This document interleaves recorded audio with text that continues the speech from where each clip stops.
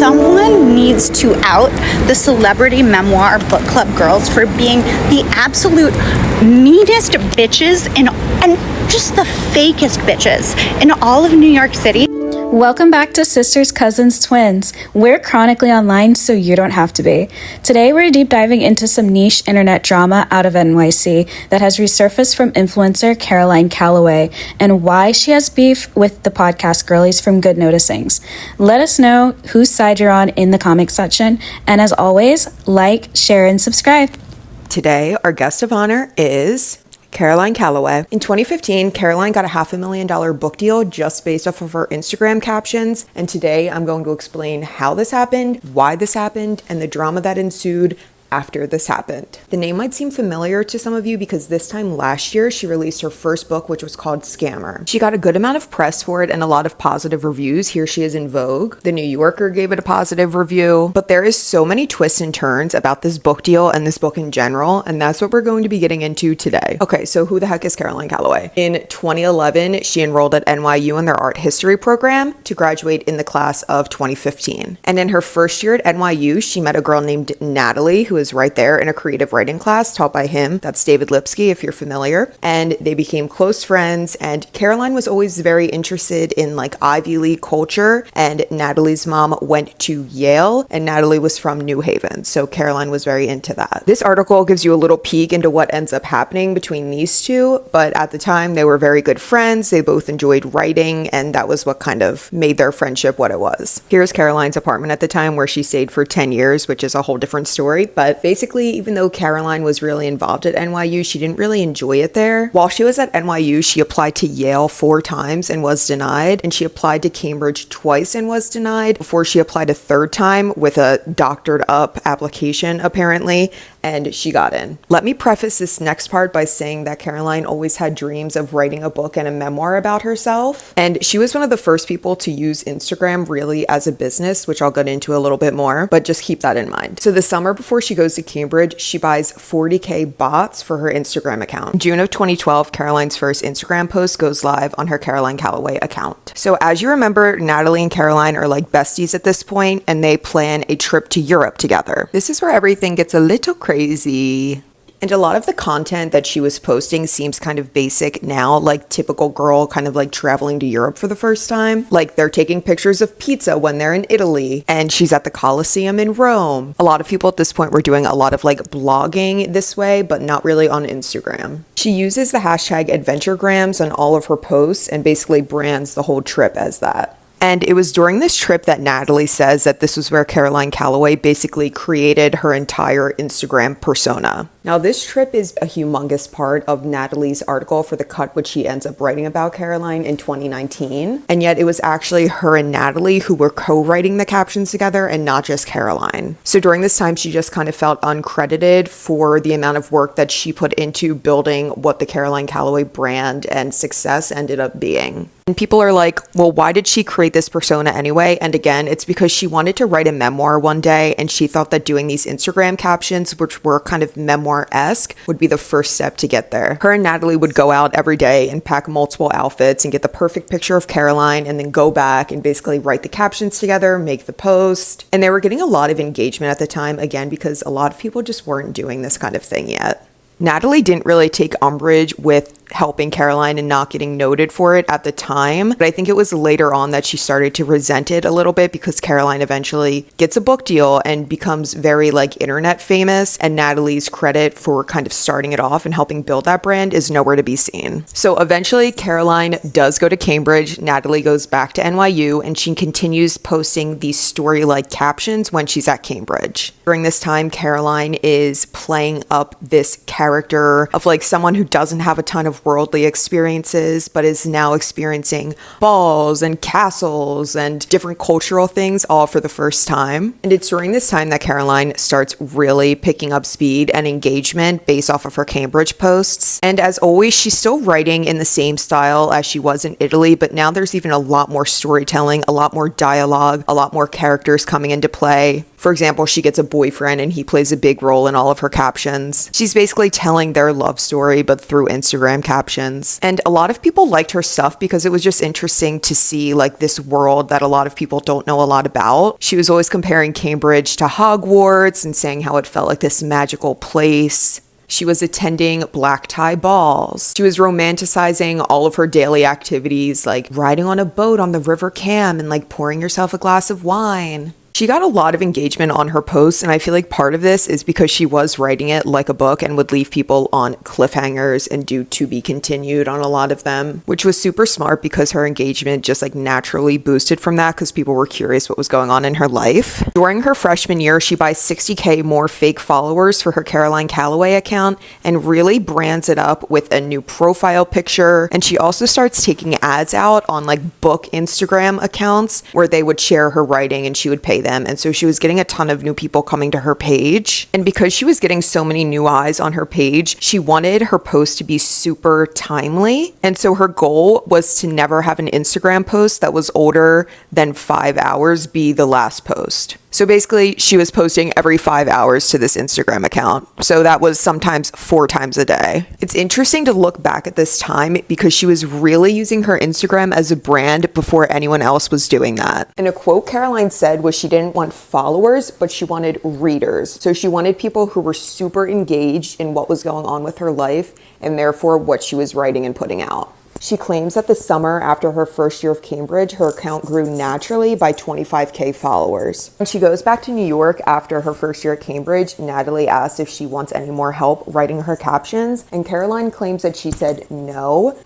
Let's remember that Caroline's main goal is to get a book deal, so that's why she was putting in all of this work and like busting out content. Her goal was to be able to show a book agent or a publishing house that she already had this super engaged audience with what she was writing. And basically that way a memoir or whatever kind of book would seem like a natural progression for her audience, and she already had this built-in base of readers. Her dream agent was Bird Level, who was at United Talent Agency in New York. He had been the book agent of Kat Marnell for when she wrote How to Murder Your Life. And he was also Tucker Max's agent when he wrote I Hope They Serve Beer in Hell. And Caroline had tried to contact him before about being her agent, but he kind of turned her away. And so the summer after Cambridge, she calls his assistant and says, hey, I have to reschedule our meeting, a meeting that she didn't have, and I need to reschedule it to this date. And so eventually they land on this date and Caroline like scams her way into a meeting with this literary agent. So she is in the meeting with Bird, and during the book deal, he basically tells her that no one is that interested in her having like 350K followers at this point because it doesn't really translate to publishing houses that is an engaged reading audience. And overall, he tells her that although she has all of these followers, it doesn't really mean anything, but if she can translate those followers and Instagram likes to actual published pieces in news outlets, that maybe these different literary houses would be interested in repping her.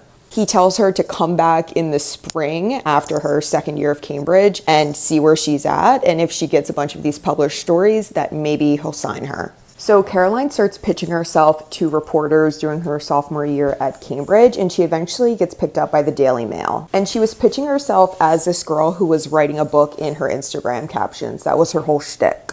And this story gets picked up by the Daily Mail, obviously, in 2015, and then it eventually gets picked up by ABC and some other outlets. And yeah, this is it in ABC. So she goes back to Bird and she says, listen, I got a bunch of these stories picked up. What now? She goes back to Bird in New York City after her spring semester at Cambridge and shows him the proof. And he actually takes her on as a client and they begin working on her book proposal. This video left off with Caroline being signed by Bird Level under United Talent Agency. So this is now the summer before her final third year of Cambridge, and now it's time for her to write the book proposal. Even before she announces to her followers and the world that she is writing this book proposal, she's still getting a good amount of press this time just based off of her captions. Because at this point, she's still doing her same old long captions storytelling. She's still dating her boyfriend, and that's like a big part of her captions, as always. So she kind of procrastinates on writing the proposal and eventually reaches back out to Natalie to help her write it. So Caroline procrastinates basically finishing this book proposal, and she calls Natalie to help her finish it up. This is from Natalie's article from The Cut, by the way, which was published in 2019, I believe, but this is where I'm getting like the majority of all of this information from. So if you're interested, definitely read that in full. Natalie takes a lot of credit for writing this proposal, basically saying that Caroline was procrastinating still and the deadline kept getting pushed back because they couldn't finish it in time. But eventually they come up with this 103-page proposal. Caroline later sold this proposal on Etsy, but this is a basic view of what it was. In her article for The Cut, Natalie says that the proposal was basically like fiction. It wasn't really Caroline's real life. This is from an interview with Caroline, but both of the girls kind of protest that the book was not a memoir, but more of like a YA fiction type of thing. Like the proposal was this kind of like idealized on paper version of what Caroline was writing in her Instagram captions. But of course, like as you would do on social media and as they did in this book proposal, they only focused on the good parts of Caroline's time at Cambridge.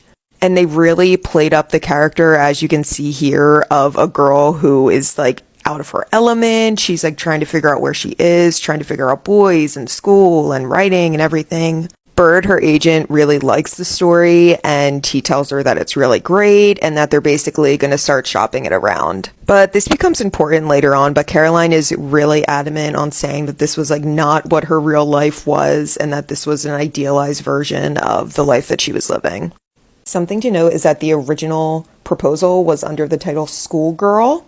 This would later be changed to And We Were Like, which becomes the title of the memoir and what you're going to see in all of the news and everything else that follows it. I've heard her talk about this before, but the title basically comes from how girls talk saying like all the time, and she wanted to play that up in the title of her memoir. Something important to note is that Caroline and Natalie signed like a co-workers collaboration agreement at this time. And because Natalie had worked so hard on the book deal and everything, Caroline and her agree on 35% to go to her once the book gets picked up, if it gets picked up, etc., etc. Bird brings Schoolgirl to market and it gets picked up by Flatiron Books. In 2015, Publishers Weekly confirms that And We Were Like was picked up by Flatiron Books for a deal of $500K. And down here you can see a good idea of how the book was marketed. And down here you can see a good idea of what the book was marketed as. In 2015, after the book deal is closed, Caroline announces it to her Instagram. She announces that it was picked up by Flatiron and everyone is super excited about it. And in a later post, she does shout out Natalie and about how Natalie was very helpful in working on the first drafts of everything. But pretty much automatically, Caroline realizes that the memoir that she sold was not her real life. This is an interview with Man Repeller in 2018, and she talks about how boy-obsessed version of herself in the proposal, and then therefore how she was expected to write in the memoir was just really not in line with who she was as a person, and so she was really struggling with writing it.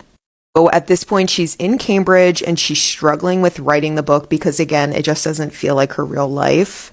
And eventually, Natalie reaches back out to Cambridge around like January 2016. She's still under the impression that she's getting 35% of the book at this point. So the book deal was $500K, and Caroline claims that she got an advance of like $150K. And so Natalie is under the impression that she is getting 35% of the $500K and therefore the $150K. In January, Caroline reaches out to Natalie and is basically like, I'm having a lot of trouble writing this book. Do you want any help? Blah, blah, blah, blah, blah.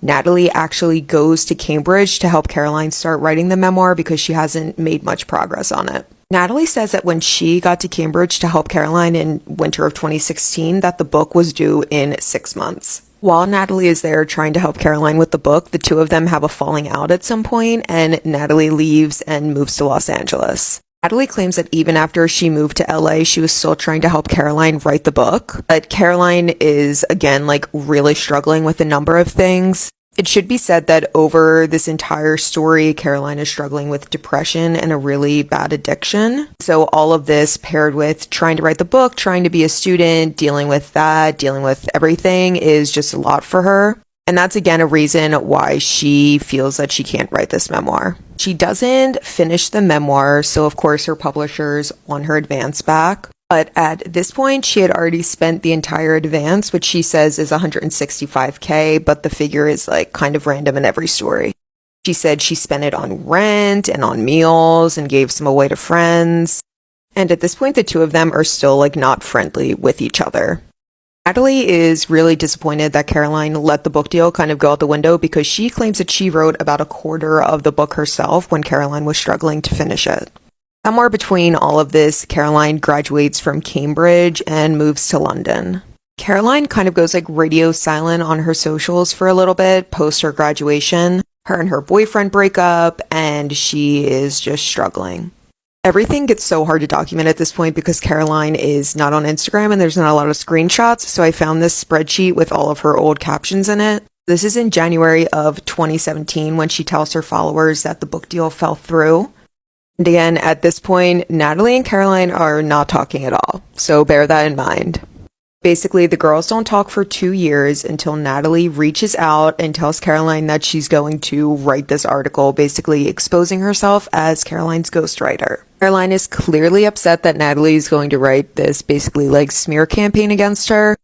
But she's basically like, you're the best writer I've ever known, like I'm sure the piece is going to be great, blah, blah, blah, blah, blah. Caroline posts this like sort of cryptic Instagram post. It's a picture of her and Natalie, and she says that she just found out that Natalie's going to be writing this essay. And all of this is after Caroline was outed as a scammer for her creativity workshops. Really can't get into all of that tea right now because it's going to take us on a humongous sidebar, but just so you know where Caroline is in her life at this moment, people were comparing her creativity workshops to Fire Festival and all of that stuff went down at the same time, so it was just bad timing. So eventually the girls email back and forth a little bit about the essay, but it goes live in September of 2019.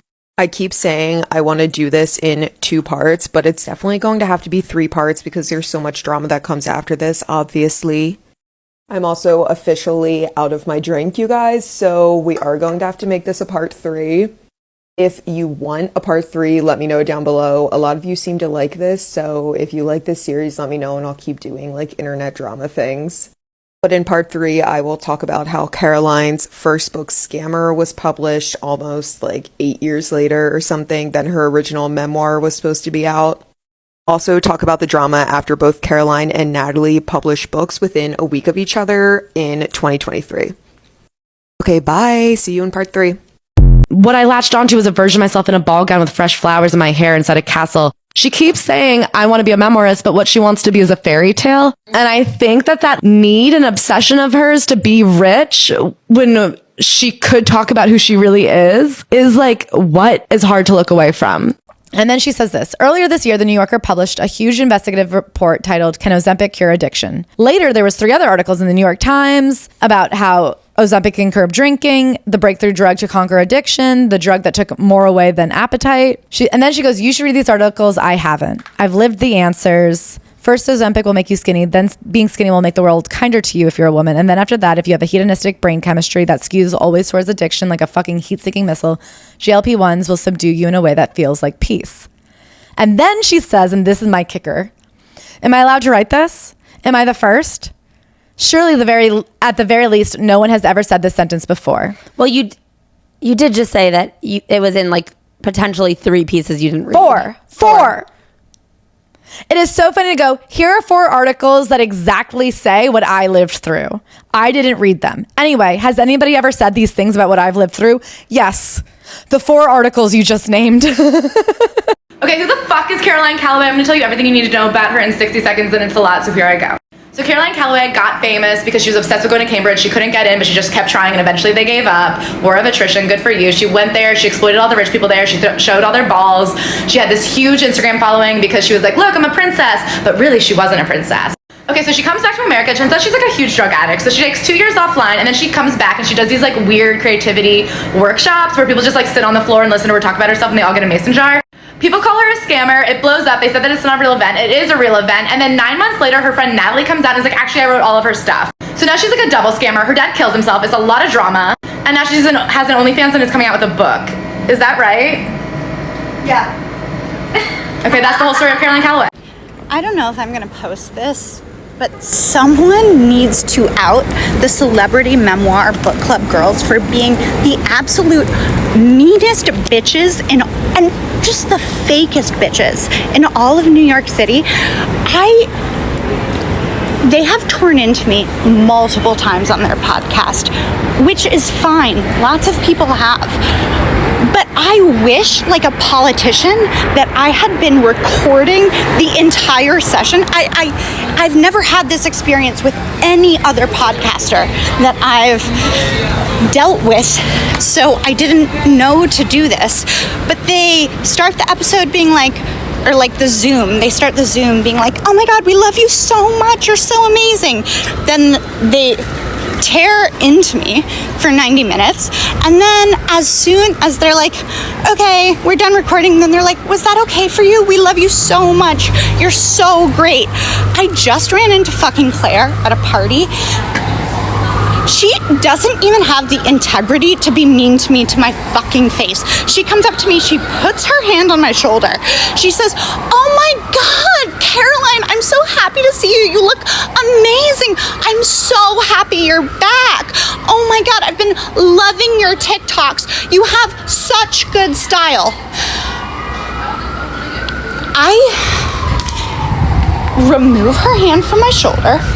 I keep it fucking moving. I don't even want to fucking talk to this girl because she is not my fucking friend. It's not even that they're mean to me on their podcast. This is not what I'm upset about. People are mean to me on their random fucking podcast all the time. It's that they want to be my friend after the recording stops, and that is just so fucking fake. And what really fucking gets me going is that their whole fucking thing is that they hate people being fake. They just want the truth. They just want the truth. It's just so disingenuous. And you know, the only thing that helps me sleep at night is that I'm friends with lots of influencers and creators, and I know that for everyone, what has made us famous are skills that are like very true to us. Not even skills, but qualities. Like for me, I am famous because of my whimsy and profound instability. I have other podcaster friends, not them, that are famous because they are brilliant comedians and are very detail oriented. And the celebrity memoir book club girls are famous because they hate things. They're very, very good at hating things. Every click, every view, every like, every dollar that they get is because of their exceptional ability to hate. And I love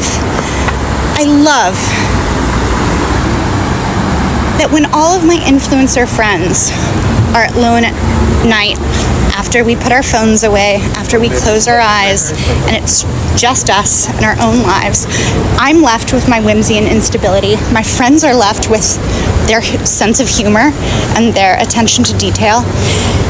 And it brings me some degree of comfort that these girls are just left with their ability to hate. And that's their own punishment. But my God, why are they so fucking fake?